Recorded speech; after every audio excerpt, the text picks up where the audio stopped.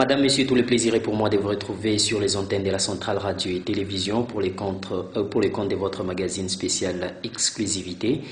Ce magazine qui a l'habitude de passer tous les jours de la semaine à pareille heure sur les antennes de ces chaînes de radio et télévision. Aujourd'hui, ce magazine doit faire cap sur Maître Jean Kapongo qui doit devoir émettre son point de vue par rapport à la question liée à la dernière sortie médiatique de M. Jean-Marc Kabunda qui ne cesse de créer un tollé dans les chefs des acteurs politiques de la RDC. Il est avocat près la cour d'appel du Haut-Katanga, il est secrétaire général académique de l'ISI au niveau de la montagneuse ville d'Elikasi, mais aussi il est acteur politique, proche bien évidemment de l'ancien régime de Joseph Kabila, cadre sain du Front commun pour le Congo. Il est notre invité de ce magazine spécial. Maître Jean Kapongo, bonjour et bienvenue. Merci, Monsieur Trésor. C'est un plaisir de vous avoir comme invité de ces magazines exclusivité sur les antennes de ces chaînes de radio et télévision. Jean-Marc Kabunda a effectué sa sortie médiatique, controversée bien évidemment, et qui essaie de créer de la polémique dans les chefs des acteurs politiques de la RDC. Personnellement, qu'est-ce qui a retenu votre attention de par les dires de M. Jean-Marc Kabunda? Ce qui a plus attiré mon attention par rapport à la sortie médiatique de l'honorable Kabunda, qui est le vice-président au niveau du bureau de l'Assemblée nationale, moi je me suis dit, sa sortie médiatique ne peut être comprise que dans le sens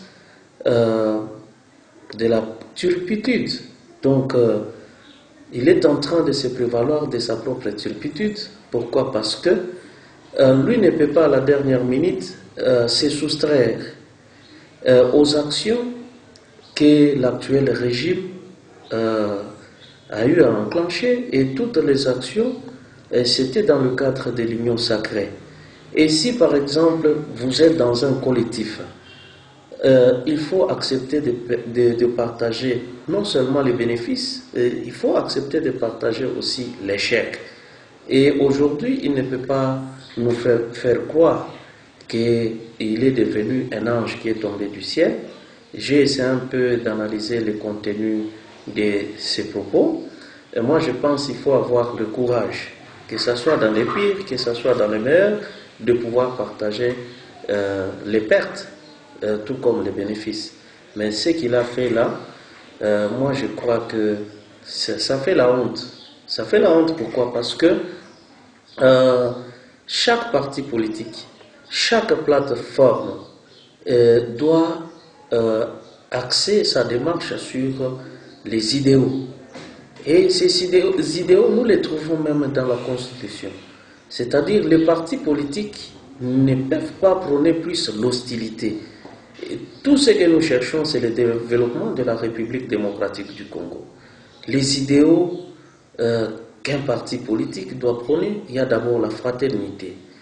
Et je pense que le fait de passer les années ensemble, ils pouvaient se considérer comme frères et regarder dans la même direction, quels que soient les conflits, plutôt que de pouvoir étaler les faiblesses qui émaillent le régime actuel, et ce qui est une vérité, et sur la place publique.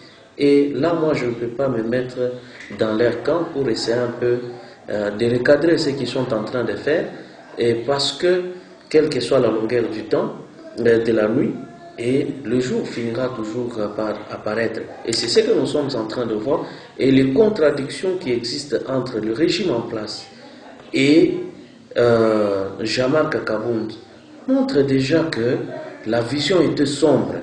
Et quand la vision était sombre, même la concrétisation de l'idéologie est sombre, c'est difficile de pouvoir rencontrer les attentes du peuple. Et ce qui nous préoccupe, ce n'est pas d'applaudir ce que le politique est en train de faire sur la place publique. D'abord, ça fait mal, parce que notre pays est agressé. Et ce qui nous préoccupe, c'est voir comment on peut protéger l'intégrité territoriale de notre pays. Et c'est comme s'il se retrouve maintenant dans une salle de fête alors que sur une partie de notre territoire, il y a des gens qu'on est en train de tuer, il y a des gens qu'on est en train de violer, mais quelqu'un qui se permet de passer sur les médias pour essayer un peu d'axer sa démarche sur une histoire qui ne constitue pas actuellement une priorité. Parce que ce que nous cultivons, nous devons cultiver plus les sentiments, et ces sentiments-là doivent faire montre d'une certaine solidarité. Est-ce que Jean-Marc Kabunda a tort lorsqu'il dit que l'actuel régime brille par son incompétence dans la gestion de la chose publique? Et la manière dont ils étaient en train d'évoluer, que ce soit du côté IDPS, tout comme du côté Union Sacrée, c'était comme un bateau sans gouvernail.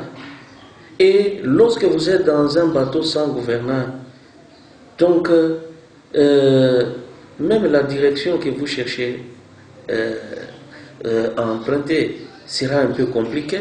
Ça sera flou parce que le gouvernail qui devait guider le bateau n'existe pas.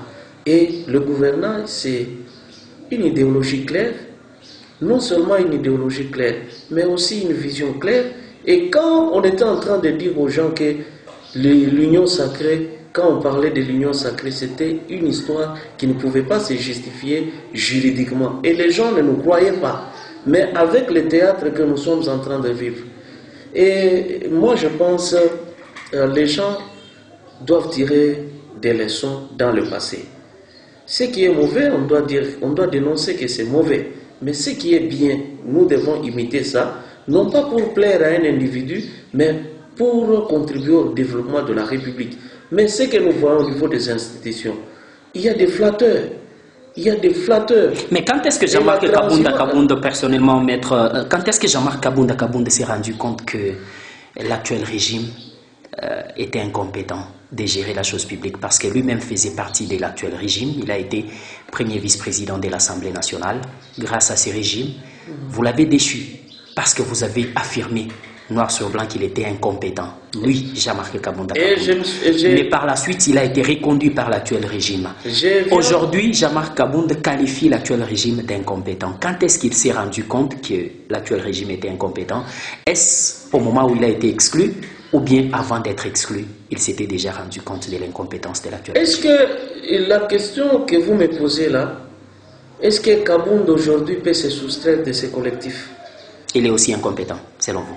C'est-à-dire, c'est Jean-Marc Kabunda, dans leur démarche, ils ont porté le président actuel au pouvoir. C'est pourquoi je dis ce qu'il a fait, c'est se prévaloir de sa propre turpitude. Donc Jean-Marc Kabunda est aussi incompétent. Il ne peut pas se soustraire. Il ne peut pas se soustraire. Moi, je ne peux pas émettre tellement de commentaires et qualifier des gens d'incompétents ou pas. Ce qui me préoccupe, c'est l'intérêt du peuple. Et dire que tel est incompétent, c'est un travail d'ensemble. Mais comment vous expliquez l'incompétence de l'actuel régime personnellement? Parce que l'actuel régime a réussi quand même à faire ce que vous n'avez pas su faire en l'espace des 18 années. Permettez qu'on vous le dise, vous n'avez pas su permettre à la République démocratique du Congo d'avoir une réserve de près de 4 milliards de dollars, .5. Mais en moins de 2 ans ou d'une année et demie, l'actuel régime a réussi à glaner près de 4 milliards, .5 dans la réserve nationale. Et hormis cet aspect des choses, l'actuel régime a permis l'atteinte de la croissance à 2 chiffres, parce qu'aujourd'hui on parle d'un budget à hauteur de 11 milliards de dollars. Vous avez trouvé ces pays avec un budget de 350 millions de dollars et vous l'avez laissé avec un budget de près de 4 milliards de dollars au départ d'Augustin Matata Ponyo-Mapona. De 4 milliards de dollars, en quelques 2 ou 3 ans, l'actuel régime l'a ramené à 11 milliards de dollars. Toutes ces prouesses, et aujourd'hui il y a plusieurs projets qui se matérialisent à impact visible dans le pays. Est-ce que cela peut motiver Jean-Marc Kabunda à qualifier l'actuel régime d'incompétent? Monsieur Trésor Muntu, vous vous êtes plus accroché aux mensonges qui ne se justifient pas. Qui ne se justifient pas pourquoi? Parce que vous êtes sans ignorer qu'aucun président de la République n'avait laissé des réserves. À sa sortie, quand Joseph Kabila a laissé le pouvoir, vous connaissez ce qui était resté dans la caisse. 1 milliard. Ça, c'est la notion du patriotisme. C'est ça le vrai patriote. Un milliard après 18 ans. Il aurait dû vider la caisse. 1 milliard après 18 ans. Et qu'est-ce que vous avez trouvé quand Mobutu avait quitté le pouvoir? Il faut se poser la question sur ça. Et puis, aujourd'hui, je viens de suivre le journal. C'est pourquoi j'ai qualifié ce que vous êtes en train de dire, c'est du mensonge. Pourquoi? Aujourd'hui, au mois de juin, vous connaissez ce que les institutions de la République ont consommé? Plus de 500 milliards de francs. J'ai suivez le journal, je pense qu'ils vont encore se répéter. Il ne faut pas mettre sur la place publique ce qui ne peut pas être prouvé. Donc la preuve, l'administration de la preuve, c'est ce qui est même l'âme des déclarations que nous faisons ici. Et les gouverneurs de la banque ont confirmé. Monsieur Trésor Muntu, est-ce que vous pouvez nier aujourd'hui qu'il y a décalage entre la société et la théorie que vous évoquez là-bas? Il y a décalage. Le litre d'essence revient à combien aujourd'hui? Le peuple d'abord est où maintenant? Le litre d'essence revient à combien? 5 litres d'essence, 17 500. Et Kabila avait laissé ça à combien? Un sac de farine aujourd'hui. C'est ça même la pratique. C'est ça même la pratique. Et aujourd'hui, c'est que le président honoraire Joseph Kabila nous a présenté comme comportement. Les actes qu'il pose, ce sont les actes nobles à imiter. Vous n'avez pas vu la vidéo, est-ce que c'était une histoire montée? Vous n'avez pas vu la vidéo là où lui-même était au volant, en train de récolter les maïs. C'est-à-dire, nous nous accrochons à ce que nous croyons d'être ultra important, alors que nous nous accrochons à des futilités. Le régime actuel, personne ne me dira le contraire, est fondé sur l'accumulation des richesses. Et cette accumulation de richesses ne peut se justifier que par la satisfaction de l'intérêt personnel. Et les gens sont dans le prestige social. Ils sont dans le prestige social. Monsieur Trésor Muntu, j'ai suivi l'intervention d'un papa dans une des vidéos. Et je me suis dit, en RDC, il y a des savants. Ce papa fut notaire en France. Et il a insulté le régime en place. Ce n'est pas moi. Cette vidéo existe. Et le papa, l'analyse qu'il avait faite là, c'est une analyse qui semble être banale, mais moi, ça m'avait touché en tant que patriote et nationaliste. Le papa dit ceci, entre les jeeps des députés et les tracteurs, une jeep qu'on doit donner à un député revient à 50 000 $. Et le tracteur coûte combien?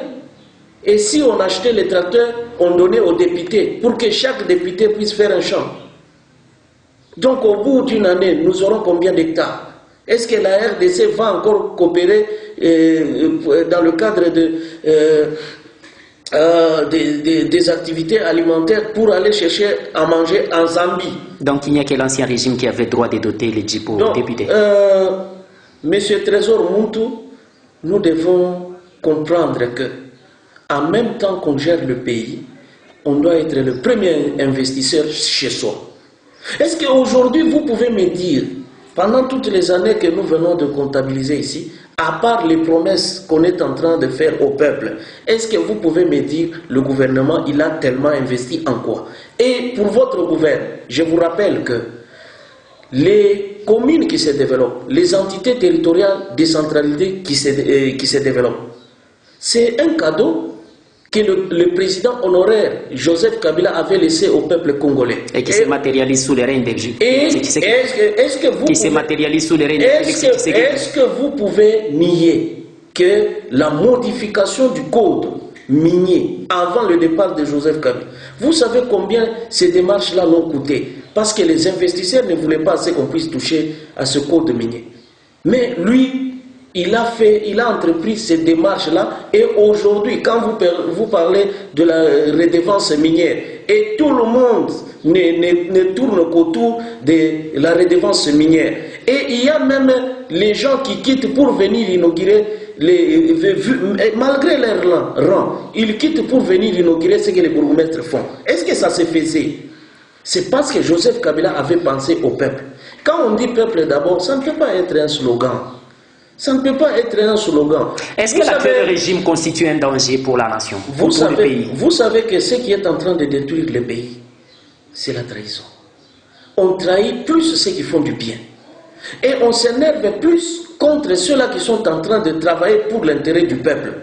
Et il y a trop de traîtres. Et ces traîtres-là cherchent à amasser des biens, à faire ceci, à spolier même les biens de l'État. Mais quand il y a un patriote qui travaille, trop de combats autour de lui, alors que ce qu'il fait, ce n'est pas pour sa famille, mais c'est pour l'intérêt national. Est-ce que l'actuel régime est un danger pour le pays? Actuel régime, je ne peux pas directement confirmer que c'est un danger pour le pays, sans pour autant vous présenter les faits. C'est à vous maintenant, après vous avoir présenté ces faits, et quels sont ces vous faits? allez conclure Quels sont ces faits selon vous? Si c'est un danger ou pas. Monsieur Trésor Montou chercher la conservation du pouvoir en passant par des institutions de la République, c'est très dangereux. Et surtout, comme Moïse a parlé des 3 faux pénaltys. Surtout quand cela saute aux yeux. La population est en train de voir ce qui se passe. Aujourd'hui, vous ne pouvez pas me dire le contraire. Vous voyez ce qui se passe à la Cour constitutionnelle. Vous voyez ce qui se passe à la Cour de cassation. Je ne suis pas autorisé à vous poser des questions, mais je passe seulement en revue ce qui vient de se passer. C'est une histoire d'actualité. Et l'évolution du procès François Béa. Vous avez suivi ça? Et vous avez suivi le procès Caméré? Ces procès-là a donné quoi comme résultat? Et vous êtes en train de suivre le procès Matatampol. Ça fait la honte de la République. Si on doit s'asseoir sur les institutions de la République et prétendre conserver le pouvoir appartient au peuple. Si vous êtes en harmonie avec le peuple peut vous accorder même 10 ans. Si vous êtes en harmonie avec le peuple peut se décider pour que vous puissiez être le président à vie jusqu'à votre décès. Et ce qui compte, ce n'est pas l'intérêt des gens. Et il y a un tendon d'Achille qu'on n'arrive pas à dire clairement. Le tribalisme bat son plein. Et vous allez voir, et puis ce n'est même pas donc à remettre en cause. Et voyez comment Joseph Kabila a géré le pays. Autour de lui, il y avait une diversité d'identités. Mais donc aujourd'hui, vous voulez me dire qu'autour de ceux-là qui ont eu à occuper des postes, ils se font entourer de l'aide, ce qui fragilise la République démocratique du Congo. La solidarité fait partie des idéaux nobles. La fraternité fait partie des idéaux nobles. Nous sommes tous Congolais. La division ne nous amènera nulle part. Si nous tous nous essayons un peu de regarder dans une même direction, surtout que nous sommes infiltrés dans notre armée, et nous voyons comment on est en train d'arrêter les Ougandais dans des milices, on arrête les Rwandais dans des milices, et on arrête. Et ces gens-là sont des terroristes. Et si nous ne regardons pas dans la même direction, les conflits-là vont profiter à qui? Même les divisions inutiles ici. Prendre mon temps pour analyser les contenus des déclarations de Kabound, ça nous avance en quoi? Ça nous avance en quoi? Ça, c'est la cuisine interne. Mais ce que je dois vous dire là-bas, c'est-à-dire Kabound ne peut pas à ce jour se soustraire de ce collectif. Lui est en train de se blanchir. C'est comme s'il est... Nous considérons tout ce qu'il a dit, même sa sortie médiatique, comme une confession. Il est en train de confesser. Il est en train de confesser. Et il veut jouer au Ponce Pilate. Il dit avoir conseillé au président de la République de ne pas maintenir la taxe RAM, alors que cette taxe, qui n'est même pas une taxe, d'après certaines informations données par le gouvernement de la République, ce sont les revenus sur la consommation des unités de chaque compatriote des Congolais qui émanent d'un arrêté signé depuis l'année 2002 par l'ancien régime de Joseph Kabila. Et cet arrêté ne s'est matérialisé qu'à l'avènement de l'actuel pouvoir, parce que l'actuel pouvoir a estimé que les conditions étaient réunies pour la mise sur pied de cette rétrocession en termes de consommation des crédits au niveau de la République démocratique du Congo. Pourquoi ça fâche autant la population RD congolaise? Et pourquoi qualifier ça d'une escroquerie d'État? Vous savez, quand on a affaire à la place des hommes politiques, on a des miniers. On a des miniers. Et leur trahison là, quand elle se retourne contre elle, on ferme ces sociétés, on commence à bloquer ces camions. Cette affaire ne nous intéresse pas. Et se trahir sur la place publique ne disquille pas celui qui est en train d'étaler ça sur la place publique. Et vous connaissez comment on définit le crime économique. Le crime économique, quand on comprend qu'une grande partie des dépenses qui étaient faites par tel ou tel autre régime, ça n'a pas profité au peuple. C'est dans ce cadre qu'on parle de crime économique. Parce que on doit préserver les valeurs fondamentales. Le peuple a droit à la vie. Mais quand vous êtes en train de lui retirer même le nécessaire pouvant lui permettre de vivre, et là, on vous considère comme criminel parce que vous êtes en train de poser les actes au détriment du peuple. Et tout ce que nous pouvons faire, comme notre école nous a toujours inspiré, nous sommes en train de perpétuer l'idéologie de Laurent Désiré Kabila. Prenons-nous en charge. Et quand on doit se prendre en charge, ce n'est pas se prendre en charge tout en se retournant contre les autres Congolais. Est-ce qu'il y a un Congolais qui peut me dire qu'il est plus que d'autres Congolais? Donc il n'y a pas de Congolais spéciaux. Donc chaque personne, elle est Congolais et elle doit bénéficier des mêmes droits que les autres Congolais. Donc nous devons, moi je ne sais pas ce qui prend le politique à se retrouver dans une certaine transhumance, l'absence de constance. Nous assistons à des partis politiques précaires, éphémères, alimentés. C'est comme ce qu'on vient de nous dire que Jamal Kabounda a créé aussi son parti politique. Donc les partis politiques ne sont pas des entreprises. Les partis politiques doivent regorger les vrais serviteurs. Mais après avoir contribué au malheur, il veut nous faire voir que ce parti politique va nous apporter une portion du paradis sur terre. Et cela c'est pour vous faire rire. Et ça va nous amener à l'Allemagne d'Afrique. Il estime qu'il va militer bien évidemment pour l'amélioration des conditions de vie de la population RD congolaise parce que son parti prône la social-démocratie et il va tout faire pour changer le vécu quotidien de la population parce qu'il projette déjà d'être candidat président de la République en 2023. Monsieur Trésor Montou, nous venons de tirer beaucoup de leçons et ces leçons-là, nous les avons tirées dans des partis de masse. C'est ça l'excellence de l'union sacrée, les partis des cadres. Donc l'inspiration, là où on considère le mental comme le corridor qui mène vers le sanctuaire, c'est pour que vous puissiez être en face des gens avisés. Et ces gens avisés font preuve de la morale, font preuve de la discipline et de la rigueur. Et vous allez voir que ceux-là qui étaient autour de Joseph Kabila, ce ne sont pas tous qui l'ont lâché. Il y a ceux-là qui font semblant d'aller de l'autre côté pour seulement être au service de leur ventre. Nous, les kabylistes, nous nous sommes toujours posé la question. Celle de savoir si sur la terre ici, on n'arrive pas à servir son prochain.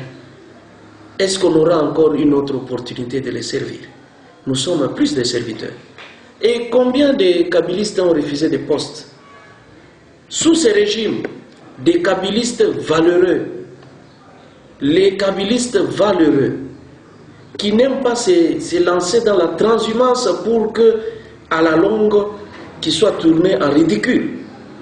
Donc, ce que vous devez comprendre, M. Trésor Montou, un grand danger, c'est de chercher à centraliser le tout. Donc, à vivre dans l'égocentrisme. L'égocentrisme tue. Donc, on doit comprendre que une fois que vous bénéficiez d'une certaine autorité, toute autorité vient de Dieu, vous êtes serviteur, vous n'êtes pas là pour être servi, mais vous devez apprendre à servir. Et vous allez voir maintenant, ce sont des jeux politiques, des discours de haine, alors que les gens sont en train de mourir à l'Est. Donc vous allez voir que les élections à venir vont vous prouver le contraire. Le peuple qui est calme, le peuple est en train d'observer, et le peuple sait de quel côté se penche la valeur, ou les valeurs. Donc il faut faire attention, nous ne voulons du mal à personne, nous prodiguons des conseils aux hommes politiques. Le pouvoir ici a existé, ils ont trouvé le pouvoir, il y a ceux-là qui ont laissé le pouvoir, et le pouvoir continuera toujours à exister, et ils vont passer aussi. Mais pourquoi se retrouver dans la discrimination au lieu d'associer tout le monde?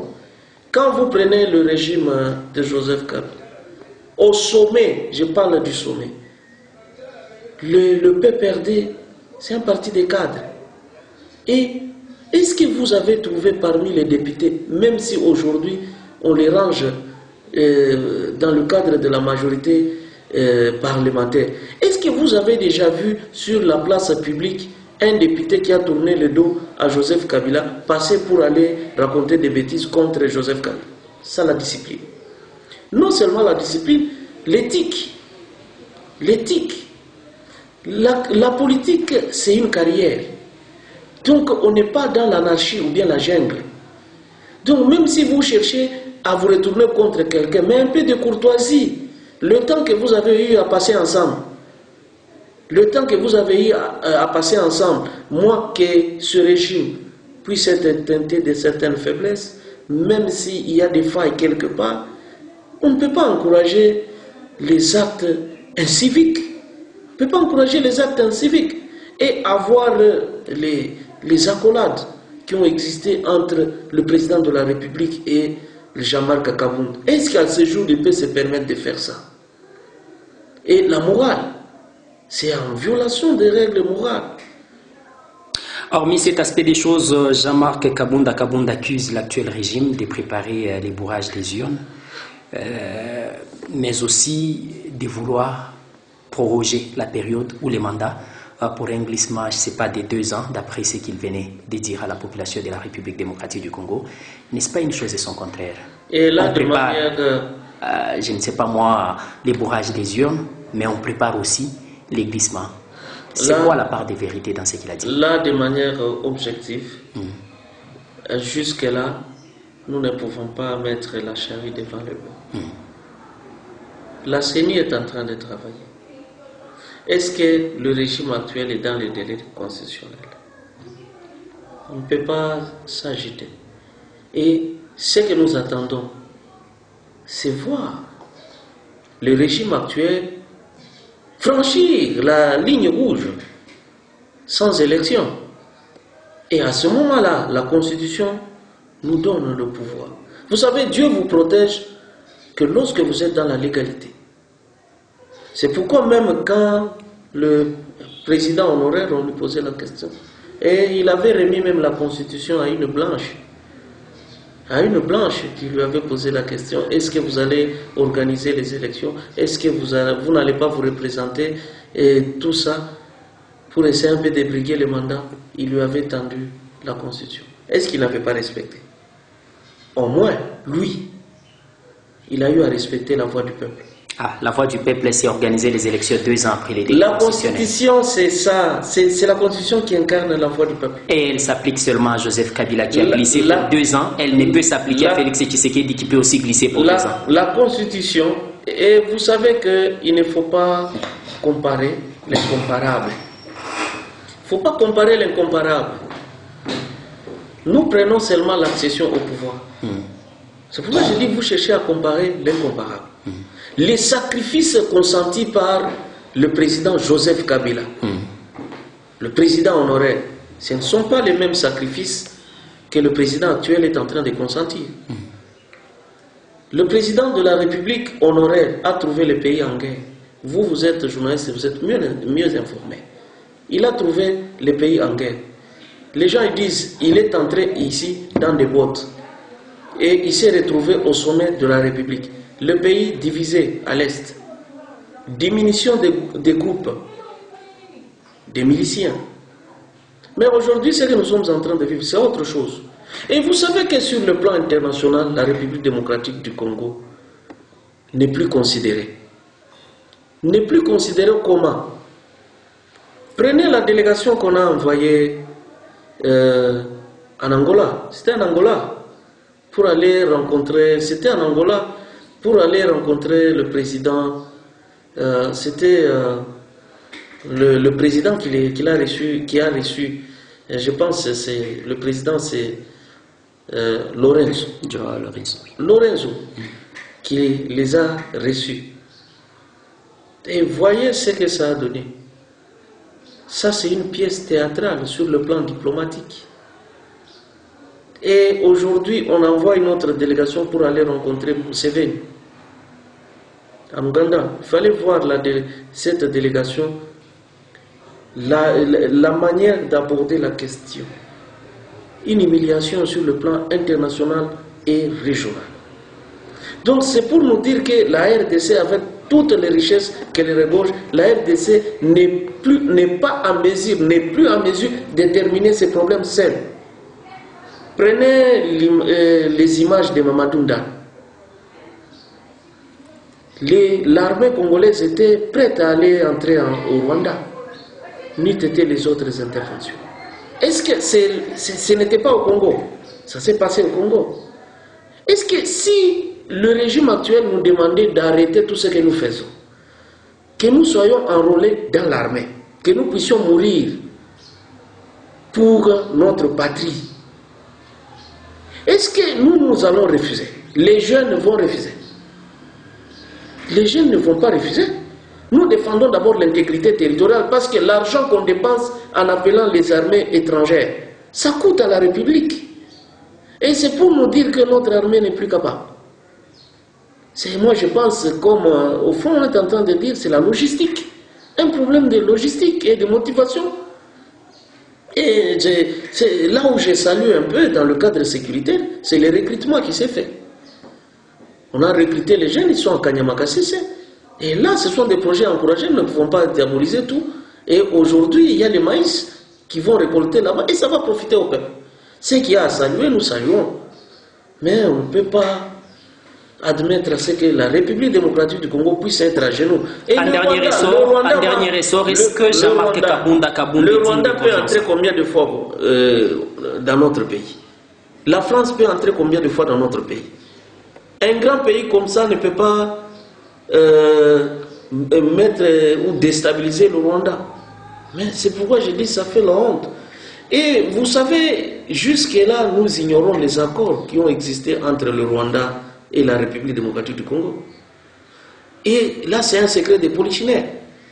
Nous ignorons les accords qui ont existé entre l'Ouganda et la République démocratique du Congo. Et vous voyez là où ça nous a amenés. Maintenant, on parle du Kenya, mais que non, il faut aussi que les militaires descendent là-bas. Et on parle maintenant de l'armée régionale dans le cadre de l'EAC. Donc, les États de l'Afrique de l'Est. Et là, déjà, est-ce que c'est une diplomatie par tâtonnement ou bien c'est une vraie diplomatie? Est-ce qu'au sein de cette diplomatie, il y a les experts qui se sont spécialisés, ils se sont retrouvés là-bas parce qu'ils sont les experts dans telle matière, en matière sécuritaire, en matière de ceci? Mais que ces experts-là puissent mettre leur théorie en pratique pour que la République démocratique du Congo puisse retrouver la paix et la sécurité. Et vous avez suivi les déclarations de Madame Bensouda. Et Madame Bensouda, sur base de quelle expertise, elle a déclaré que les M23 utilisent maintenant les armes sophistiquées.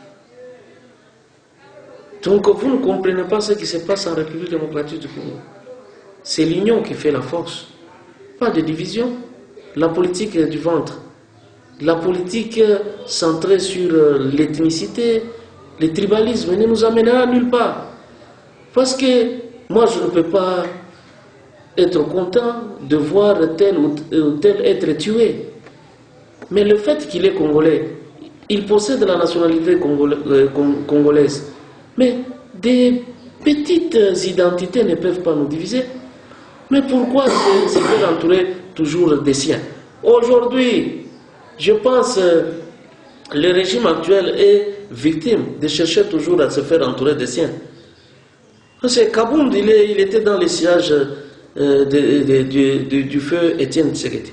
Et il s'est retrouvé dans le sillage du président actuel. Et vous voyez, là vous allez vous poser la question si la tribu paye ou pas. Donc là où nous travaillons en tant que kabiliste, en tant que nationaliste, c'est-à-dire tout celui qui a la volonté de contribuer au développement de la République, il est mon frère. Jean-Marc Kabound est digne de confiance en dernier ressort. Il est digne de confiance. En tout cas, digne de confiance vis-à-vis de qui? Parce que votre question est incomplète. Vis-à-vis de qui? Digne de confiance. Et avec ce qu'il a déclaré, moi je vous ai dit, de manière objective, ces actes-là démontrent l'incivisme. Maître Jean Kapongo, nous vous disons sincèrement merci. Et l'incivisme politique. Nous vous disons sincèrement merci d'avoir répondu à notre invitation pour ces magazines exclusivité sur les antennes de la Centrale Radio et Télévision. C'est à moi de vous remercier.